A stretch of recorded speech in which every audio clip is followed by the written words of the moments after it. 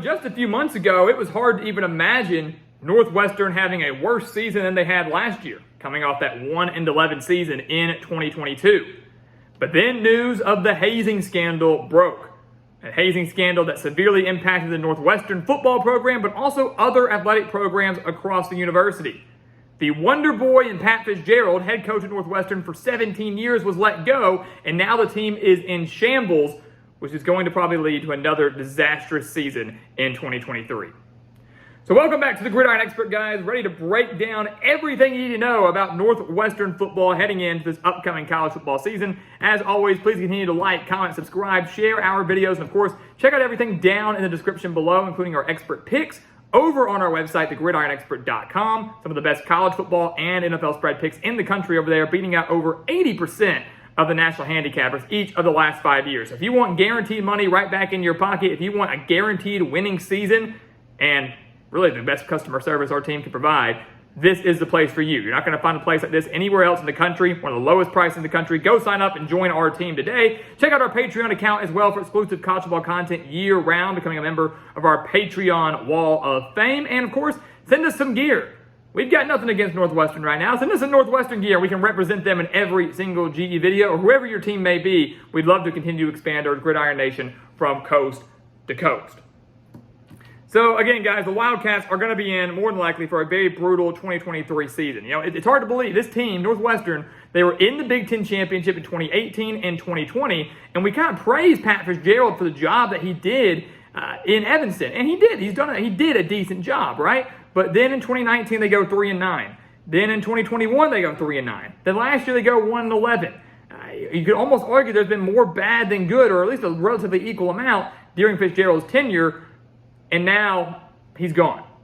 Northwestern honestly probably should have been 0-12 last year. They got their lone win in Ireland in the season opener against Nebraska, trailed 28-17 in that game, but somehow came back to steal the win. You look at this year, guys. David Braun is now the interim head coach for Northwestern. He was the defensive coordinator at North Dakota State for a handful of years and was the FCS coordinator of the year in 2021. So a brilliant defensive mind, one of the best FCS programs in the country. He's going to do, well here at the FBS level, but it was his first year, his first year at the FBS level. First year with Northwestern, was just hired, and because of the hazing scandal, because of what's going on with Pat Fitzgerald and the rest of the staff, they had to put him in there because he wasn't with the program last year. So it's a giant mess, and it's obviously not the best situation for Braun to be entering, but as he continues to say, I'm happy to do it, I'm excited to do it, and we're going to pretty much do everything we can to start winning some football games. Take a look at what Northwestern brings back. It's not much. It's an offense that averaged 13.8 points per game last year. They do bring in Ben Bryant at quarterback, transferring in from Cincinnati, where he threw for over 2,700 yards and 21 touchdowns last year, which is over double the amount of touchdowns that 4 Northwestern quarterbacks combined for in 2022. It's a rough go-around. Cam Porter returns at running back, but they do lose their top 3 pass catchers, and their offensive line has 27 starts total. Ben Bryant's a great addition at quarterback, major upgrade, but the rest, not too much. Defensively, 8 starters are back, allowed 28.3 points per game last year and 191 rushing yards per game. Really struggled to stop the run.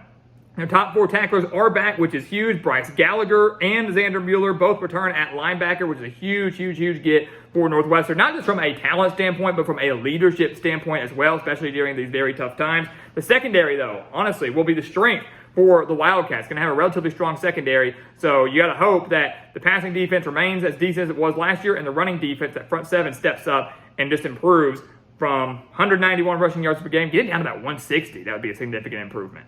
But you look at Northwestern, guys, again, a lot of, they're devoid of talent. You wonder where the mentality is of this team, how they are mentally able to go through and play a 12-game slate, and the 12-game slate is brutal. Open up the year at Rutgers. A Rutgers team on the road in Piscataway that has continuity at head coach. They've got Greg Schiano there, who's trying to rebuild the Scarlet Knights program. Has a veteran quarterback somewhat in Gavin Wimsatt. Had some playing experience last year. Has a lot of upside with if he can stay healthy. And a defense that returns 8 starters as well. That Rutgers defense, which wasn't all that bad last year, up against this Northwestern offense that was atrocious last year and probably will be again this year. I love the Scarlet Knights in this game. Give me Rutgers all day in week 1. Northwestern drops the season opener. They come home to take on UTEP, and I think they get a win here, but would not be shocked in the slightest if they lost. Keep in mind, Northwestern last year lost at home to Southern Illinois and Miami, Ohio. And they're now facing UTEP team, who is a legitimate Conference USA title contender. One that has a veteran quarterback, one that has a veteran running back, one that has a 1,000-yard receiver returning, and has 8 starters returning on defense. This UTEP team is no slouch, guys. And if Northwestern isn't mentally there, or if the team, talent-wise, isn't panning out, UTEP will come in and win this game. I don't think they will. I think Northwestern wakes up and gets a close win over the Miners, but be mindful of that. They go on the road to Duke. I think they fall to Duke. They lost to Duke last year by 8 points, 31-23. They had a chance to tie it. Drew called a draw with only a couple seconds left. It looked like Evan Hall, the running back, was going to get in the end zone, kind of leap forward. The ball popped out. Duke recovered in the end zone for a touchback and sealed the win. That was with 12 seconds left. The Blue Devils, guys, they're going to be good this year. Won 9 games last year, now returned 10 starters on offense, including their quarterback and Riley Leonard. They returned 8 starters back on defense, one that allowed just 22.1 points per game. Duke has a reason to be excited about their football program this year, and they are certainly not going to be losing to Northwestern, especially at home. So Wildcats drop that one. Then you start getting into conference play, and it's really hard to look at the conference slate and find out where Northwestern can snag a win or two against their conference opponents. I don't think they beat Minnesota. Minnesota's defense that returned 6 starters from a unit that was 4th nationally last year in points allowed per game, they're loaded. And I know they get to host the Golden Gophers, but this Minnesota team is really, really good. I don't think that Wildcats will have much offensive success, just like last year when they lost 31-3. Minnesota should win big. Penn State should win big. They only lost to the Nittany Lions by 10 last year, 17-7, but they did allow 220 rushing yards to the Nittany Lions and were outgained by 119 yards. They returned Nick Singleton. They returned Katron Allen. If I'm Penn State, give Drew Aller the day off and just feed the running backs. Go, go, go. Penn State wins big. They're legitimate playoff contenders. Northwestern 1-4, make them 2-4 with a win over Howard. Surely they can beat Howard right before the bye week. So they're 2-4 heading into the rest of the season. And I'll just tell you right now, just to make it simple for everybody, I don't think Northwestern wins a game after the bye week. I don't think they win a single game. They're not beating Nebraska on the road. They should have lost to Nebraska last year. It was some boneheaded mistakes by the Cornhuskers and boneheaded decisions such as that onside kick. Nebraska scores, makes it 28-17, had all the momentum and chose to kick an onside, giving Northwestern a short field and some momentum. It didn't make any sense.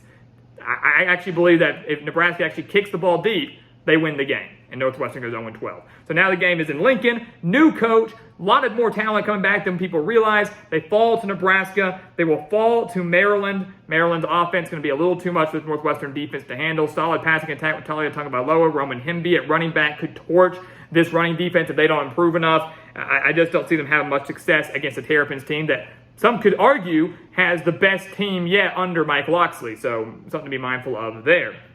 They play Iowa at Wrigley Field. That's going to be cool in Chicago, but they don't stand a chance against the Hawkeyes. They lost by 20 points last year to Iowa. They were outgained by 221 yards. The Hawkeyes bring in a veteran quarterback in Cade McNamara, which is a major quarterback upgrade. They have a great running back in Caleb Johnson. The defense has a chance to be even better than they were last year. And then, again, you're facing a lot of these Big Ten teams have very solid defenses, and you have one of the worst offenses in the country.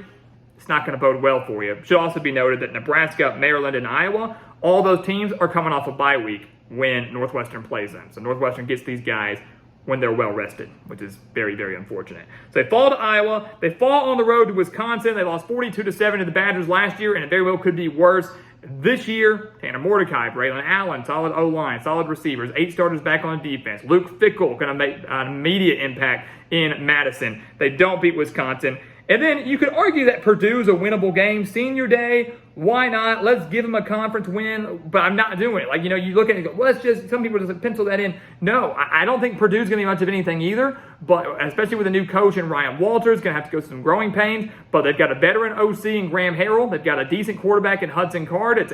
I give Hudson Card the advantage right now over Ben Bryant. The defense is actually going to be pretty solid with Ryan Walters calling the shots in West Lafayette. So I know the game's at home, but I just don't think they're going to have enough to beat the Boilermakers. Last year they lost by 8 points to Purdue. They were -4 in the turnover margin. Northwestern actually -19 in the turnover margin last year. It was unbelievably bad. They're just not beating Purdue, and they're certainly not beating Illinois, who is a legitimate Big Ten West title contender this year, just like they were last year. They've lost the last 2 games to the Fighting Illini by a combined score of 17, including a 41-3 loss last year. They were -5 in the turnover margin against the Fighting Illini last year. Quarterback Cole Freeman throwing 4 interceptions in that game, with a handful of those returned for touchdowns. So Illinois in Champaign, not going to happen. So Northwestern, guys, we have going 2-10.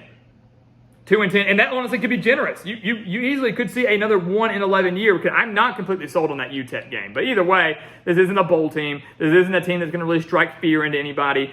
This isn't a team that's going to go out there and pull off some upsets. You know, it would make for a great story if they did, if David Braun came in as interim and Northwestern succeeded mightily, but I just don't see it happening. They maybe improve a little bit statistically, but from a competitive standpoint, just don't see it. It's a very, very bad spot to be in if you're a Northwestern fan or if you're a Northwestern player. Obviously, a very unfortunate thing to have happened to the program, especially this close to the start of the season. It's going to make for another rough year for Northwestern, and then the rebuild fully begins.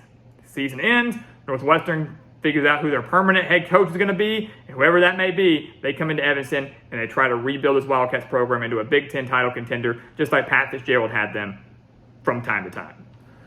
So guys, thank you so much for watching us here at the Gridiron Expert on YouTube. Make sure to continue to like, comment, subscribe, share our videos, and check out everything down in the description below, including our expert picks over on our website, thegridironexpert.com, our Patreon account for exclusive college football content year-round. Do not want to miss out on that. And of course, send us some gear. We'd love to get some more Northwestern representation, Big Ten representation, or whoever your team may be. Send us some gear to the mailing address down in the description below as we expand our GE Nation from coast to coast. And once again, guys, as always, thank you so much for watching, and we'll see you next time right here on the Gridiron Expert. Yeah.